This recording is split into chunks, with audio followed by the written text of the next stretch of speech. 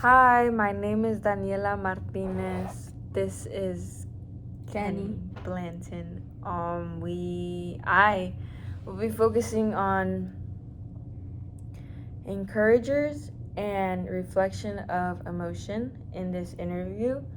It is December 8th. Okay, let's begin. Hi, Kenny. How are you today? I'm good. How are you?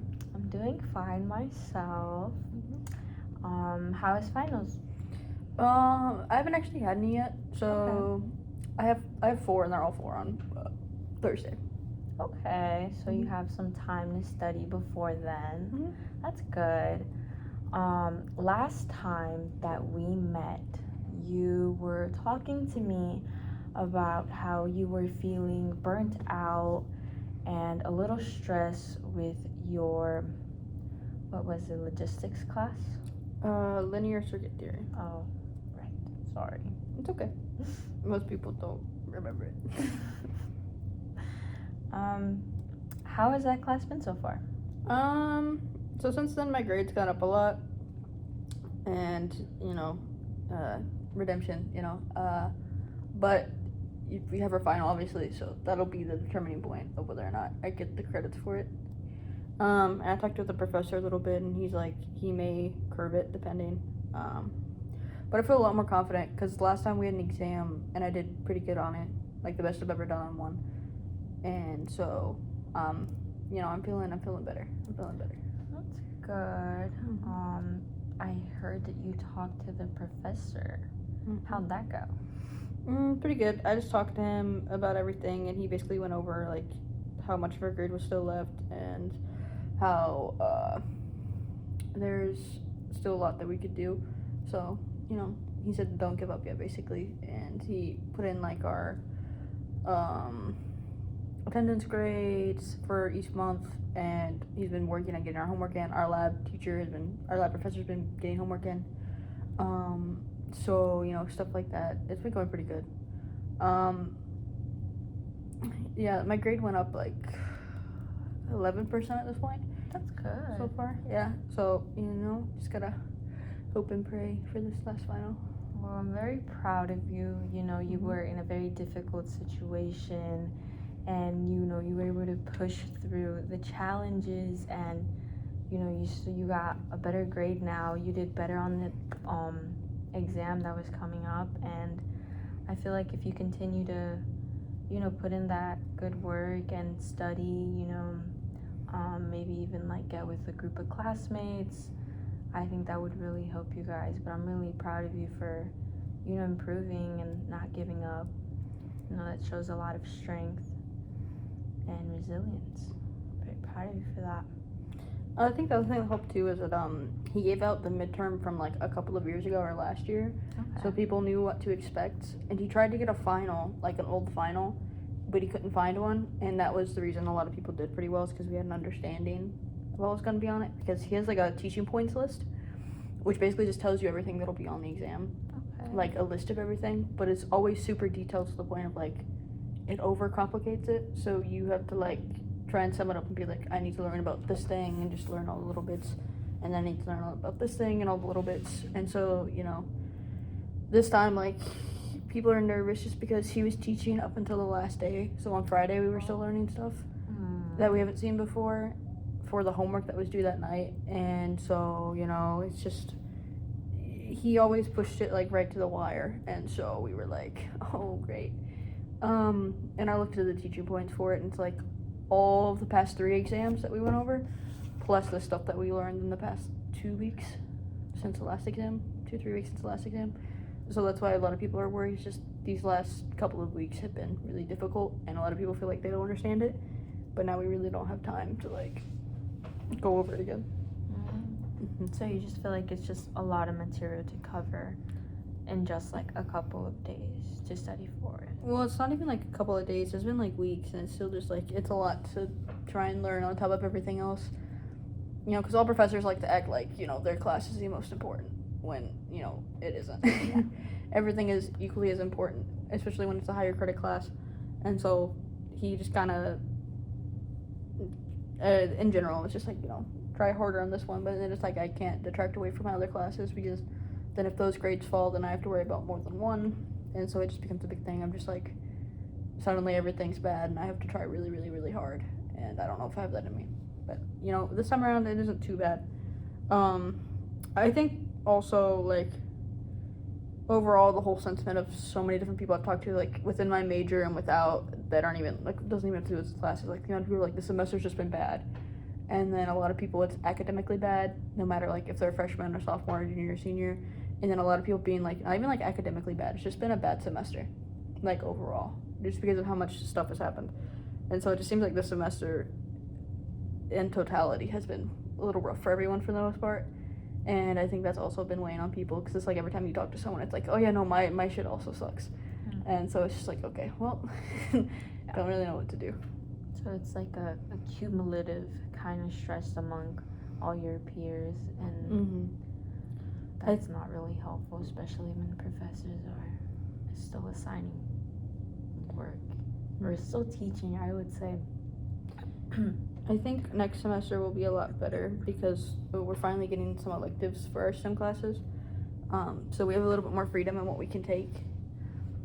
And a lot of people are like a little bit excited because they could pick stuff, and worst case scenario, we can just drop it and have no warrant, it won't do anything to our classes. It's like to our GPA or anything. So a lot of people are like, if I don't like it, then I can just get rid of it. Which I think is a good mindset to have, being like giving yourself space, because this semester was just so chock full of stuff that we needed for our degree that we couldn't drop anything, so it's a lot of weight on our shoulders all at once. And yeah, it's just like, well, everyone's like, oh, enjoy it, because your junior year is going to be even worse. Your junior year is like your roughest year, and it's just like, if it gets rougher than this, I don't know. Yeah. It just seems kind of daunting all at once. Yeah. Well, I feel like there's a lot of resources here at school that could help you. There's like some study centers, but I know that they're not always like specific to certain like majors, or like like you have to find like specifically somebody like upperclassmen who's like been through the classes, who's willing to give their time to help out. A lot of the engineering classes, so the two hardest ones of this year both have study sessions put on by the school, because they're difficult classes. Like a lot of engineering courses do have study groups, like PAL sessions, basically, like the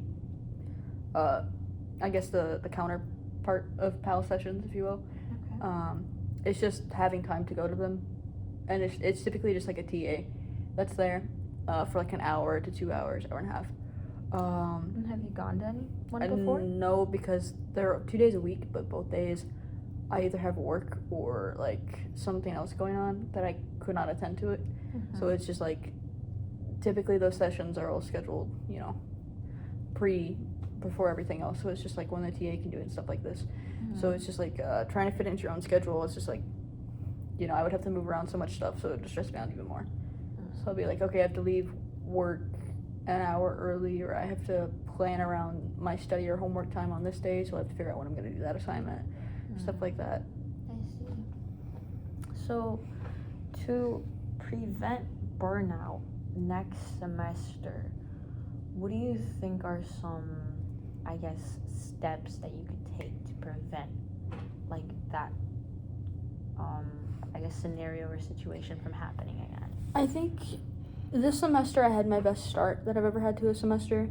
I had really high A's in all my classes, and then I had like a death in my family, and it just kind of steamrolled me. And I think it didn't affect me like the first week, but then after that it did, and I had a couple of other things going on at that time with some people in my life, so it just kind of like steamrolled me all at once, I think, and just triggered it. And by the time I was trying to pull myself out, it was just more work, and I think that tumbled onto it. But I think next semester, obviously, it's like I'm gonna have grief, obviously, but it won't be as strong. Also like using my time wisely. It's like I just got an on-campus job this semester that I got from over the summer, so using those shifts that I have for homework when it's available. I do student tech support, so I'm not at the help desk. I'm one of the students that runs around and like fixes like computers, cards, stuff like that. So typically I work afternoon shifts, so like 3 to 5, that's when we close. And most professors and stuff like that, which is typically who I help as professors or staff, are gone by then. So typically it's just like 2 to 3 hours of homework time is what I call it. Paid homework time.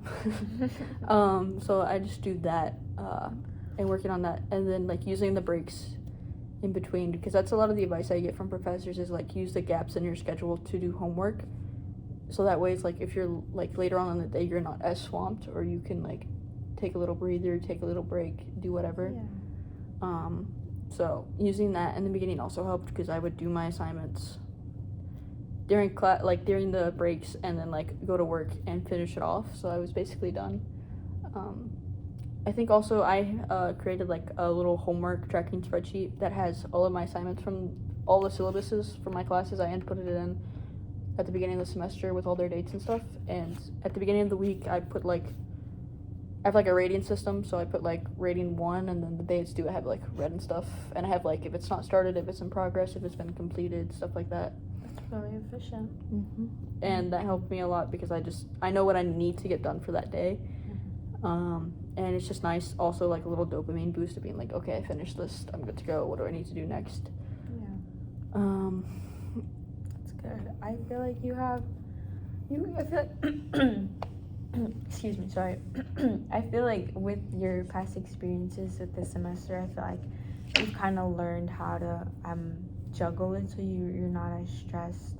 You did mention the death in your family and how that kind of led to your burnout, and you kind of just feeling a bit more unmotivated to do work. How have you felt since then? I mean, a lot better. It's just using the grief for something good, because that's what she would have wanted. She was always super proud of me getting my degree, and she would like tell everyone. So just like I keep a picture of her on my desk, like her little memorial card.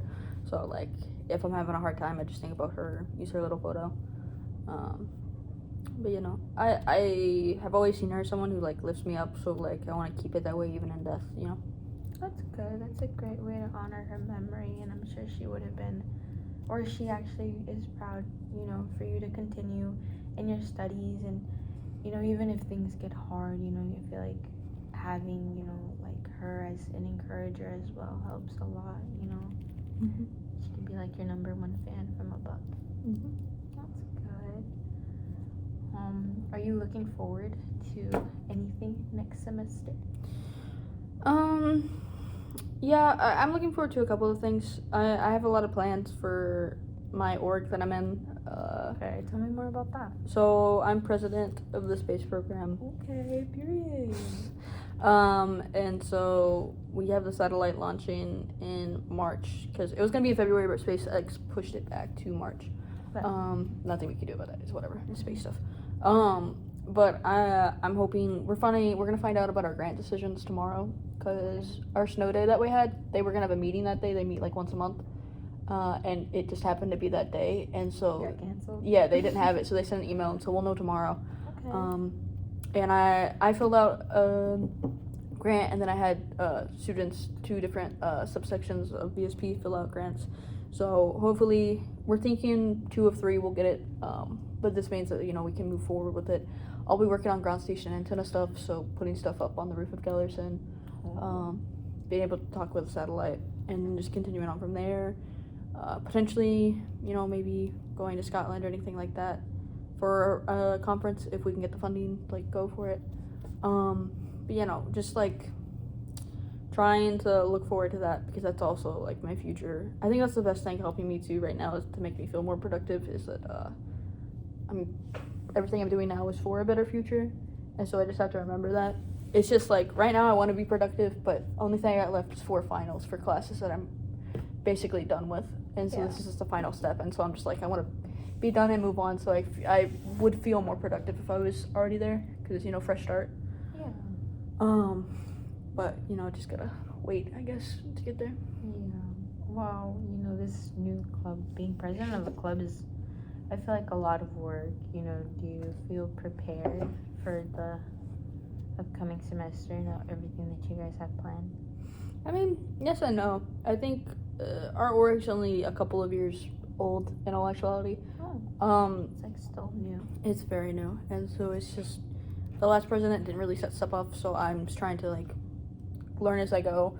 But I'm gonna be in the presidency for a while, so I have time to figure that out. And then obviously talking with like my faculty advisor about what needs to be done and what I can do, and then keeping in contact with the students that are in the org is also like a very big deal. So making sure that they understand like their importance, and working on growing the org so that way it's larger. Because Valpo doesn't have an aerospace major, so a lot of people that want to do that, they either come to Valpo with mechanical or electrical, or they go to like Purdue or Notre Dame for aerospace. So we lose students for that reason a lot of the times. And so engineering doesn't have exactly, they're getting better about it this year, but it's like they don't really talk about student orgs all that much, and or they don't promote them enough. So it's just like, oh yeah, we have this that does this, and we have this that does this. So it's like whenever the students are giving tours, because I'm friends with some of the people that do tours, like Gellerson and stuff, they're like, oh yeah, I told them about your org, but like we don't really know much. So it's like I have to take it upon myself to educate them about it, versus like robotics or SAE, where they don't really need to be educated upon it just because of how big it is. So working on getting obviously a bigger base, but then also like getting our name out there and doing more stuff like that, and maybe just becoming larger in the overall area. Because me and my faculty advisor sat down and brainstormed about like where we want to see the org when I graduate, and I liked that a lot because I have a lot of big goals. So it's like I need to work really hard to get there. Yeah, I feel like having a good like team that's like collaborative with you as well would also help that. So it's not just like all on you, because I think, you know, as the president you are the head of the club, but I think it's also good to rely on your team members to help you, and you know, kind of just help you out with I guess the duties of the club as well. But you know, it seems like you're really passionate about this, and you know, I feel like you're gonna do great things with it. You mentioned with the club you go to Scotland, was it? Do you guys travel a lot? It's like a yes and no sort of thing. It's like there's a conference there, a really big one, that's for like pocket cubes and things, that stuff. So it's in Scotland, it's in Glasgow, and Professor White went last year, but it's very expensive to do an international trip, obviously, and so sending like a student and a professor would be very expensive. So that's, you know, one of those things where like maybe not. Me and the professor are planning to go in person to see the launch of the satellite getting launched. So that's in California. So probably doing that. Last we talked about it was going in person and having like a launch party here on campus for people to watch. I think also the other big thing is like talking to the dean of engineering and explaining like, hey, this is what we need, this is where we are, because like I feel like VSP is very like sectioned off from the rest of engineering, because obviously what we're doing is like specialized. It's just like, you know, it's like, okay, yeah, SAE is just like motor, like you're building like an actual like F1 cart, right? So it's like you can do a lot more of that, and a lot of the materials that you need are a lot more readily available, versus like space stuff. It's like, okay, you're building a satellite, you have to learn all about this, you have to make this, you have to do this, you know, it's a lot different, and a lot of the materials you need have to be like space grade, so you have to do a lot of research from like a bunch of like different like 100-page documents of like, what can I use, how tight do the screws need to be, stuff like this.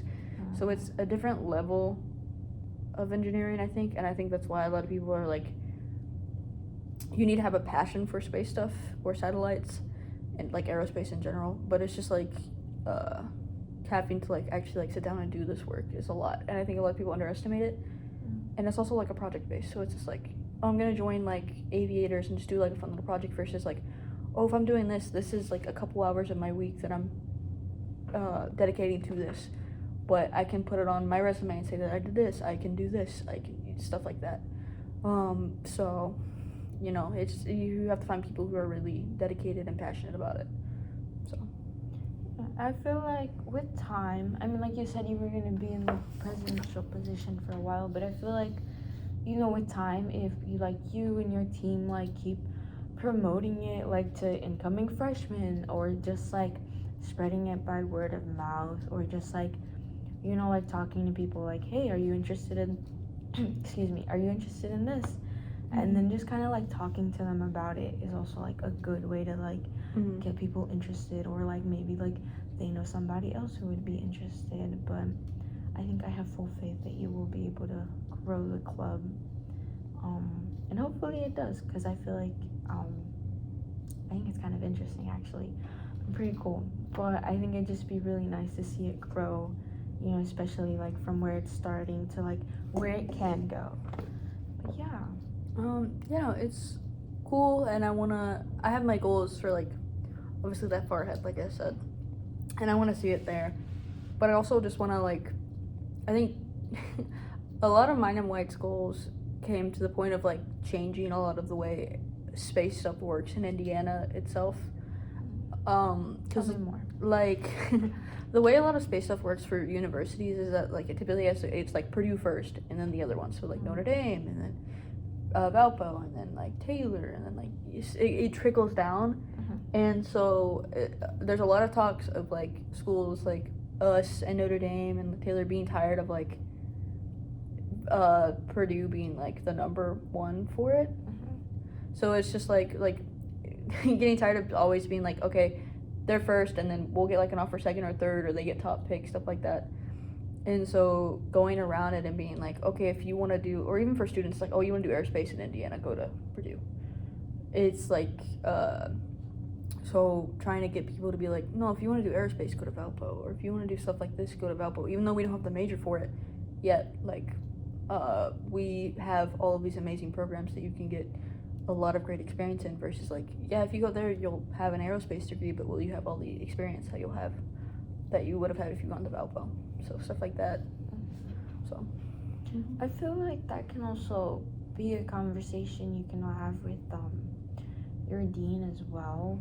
Just like you said, like there isn't much promotion in the engineering program of the student orgs, so just like kind of emphasizing that, like, you know, you may not have the major, but you know, like emphasizing the different programmings and like projects that one can do, and just like encouraging that more, specifically for engineering students. So like even if they don't, I guess, have that, I want to say specific major, I think that is the right word, but like if they have an interest in it, even if it's not a part of their major, they can still be a part of it as well. I think the dean is trying to help out a lot this year, because a lot of it, like mainly before, was like marketing and like not having like access to our own websites and stuff like that, or it was like very difficult. And so he's trying, like you can see that he's putting in a lot of work this semester to try and help more orgs, because we have a bunch of new ones. And so he's obviously trying to help a lot, and it's really cool to see. So just establishing that open line of communication and letting him know where we are.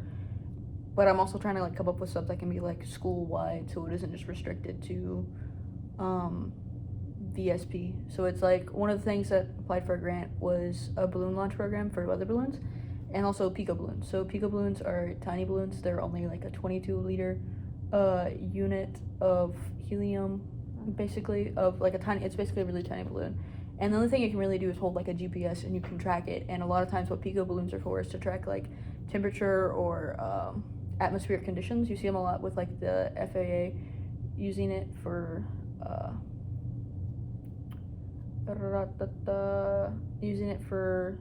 like air traffic control, stuff like that, like checking the air temps and stuff like that. So you can go online and like check that data yourself, or you can launch like your own and just get that information. And then also doing like 1 to 2 high altitude balloon launches. So that's a good way to test satellite payloads, because you're not going to be in LEO, which is low Earth orbit, but you are going to be pretty high up. And so you can just strap your prototype payload or your actual payload on there and try and communicate with it.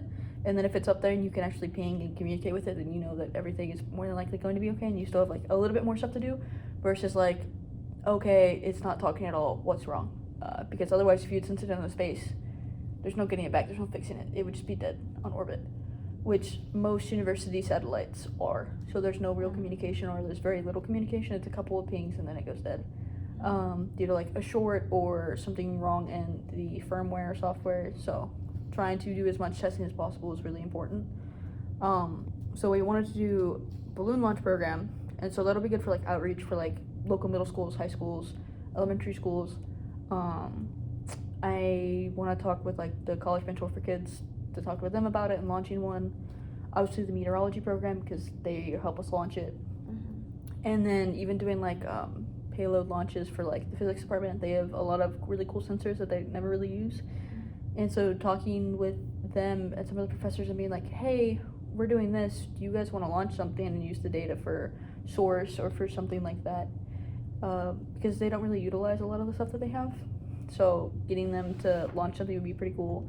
And then them just be like, hey, can we launch something? We'll be like, yeah, we'll do it like this or do it like this. Maybe even potentially talking to other schools that want to launch satellites within Indiana, because a lot of schools don't have, like, they can't launch weather balloons. So, like, having a, like, actual spot to be like, hey, if you drive up here, we'll launch it, or if we do stuff like that. So that way they can test their satellite payload as well, because we just want to see aerospace and satellite stuff like that grow within Indiana, because it's very, like, Colorado or Seattle or Florida or Utah, or it's very like state by state. In Indiana there isn't much, or Texas. Texas is a very big one, but it's just like trying to make something here and trying to get more people educated on it, so that way they can go into this field. So that's something, so we're working on that, and we'll find out tomorrow if we get the money for it. But you know, we have a lot of cool plans and we put a lot of them into action, so hopefully Yeah. it goes well. I'm excited about the balloon launch stuff because that's good community outreach, and that's also like good outreach for like other schools or like other departments within the university. Have you guys ever thought about like inviting what's it called, like the community or like just people around Valpo, the downtown Valpo or like the Valpo area to like come and watch? So the previous balloon launches we did 3 or 4 last year. We had local high school, middle schools, elementary schools come in. We did a 4-H one over the summer, so that was parents and their little kids. We have community outreach all the time. We've done like multiple. We did one with the Tribune, I believe, for the 4-H one. So it's like we do interviews with the news sometimes. We have all these like different outreach programs, and then any chance we get, I sign up for like student involvement stuff just to be more on campus and stuff like that. We talked to our local radio club about like them potentially talking with the satellite instead of us always having to do it, because that would be like a lot of their members were interested in that. So I try and do as much outreach as possible, and even if it isn't like something that's like we see really feasible, we're like, hey, if you want to ever do something, feel free to reach out, just so that way, you know, Valpo is there and it's like in mind. It's one of the reasons we've been trying to go to so many conferences, because like once it was like thin sats and small sats, it's like a smaller community, like a little subset, and so it's like with Pocket Cubes, so it's just like getting Valpo out there. It's like, hey, we're doing this, all you have to do is like design a payload, we'll launch it, who do we want to call? It's like, oh, Valpo is a team, you know, we know White, we know Kenny, we know these people. So just getting your name out there and networking is vital for any industry, for like any job. So especially within engineering, especially within aerospace, because it's so tight-knit and hard to get your foot in the door. So it's like just putting your name out there, especially like the whole university-wide name, and being like, oh, this team's really good. They do talks all the time. We see them everywhere. So, you know, just letting people know that we're here. That's good. Thinking back to when you mentioned like how Purdue is known to be like the like aerospace program kind of school. Do you think it's possible to like, this is just a thought, right? Like if you guys were like collaborate with them, and maybe like that would also be a way to like get Valpo's name out there, and like people can recognize you guys as well. I mean, collaboration is important, but it's also like a lot of the teams at like Purdue or Notre Dame are like 40 to 60 people. So they're bigger. Yeah, so like not only like their like actual like majors of like aerospace, but also like their actual orgs, like space orgs, versus like Valpo, it's like 17 active members right now, which is our largest year, but it's like that is an insane difference. Yeah. So it's just like that many people working consistently versus like that many people working consistently. And Valpo, we aren't really focused all that much on like the actual like payload contents. It was like, excuse me. You had me yawning too.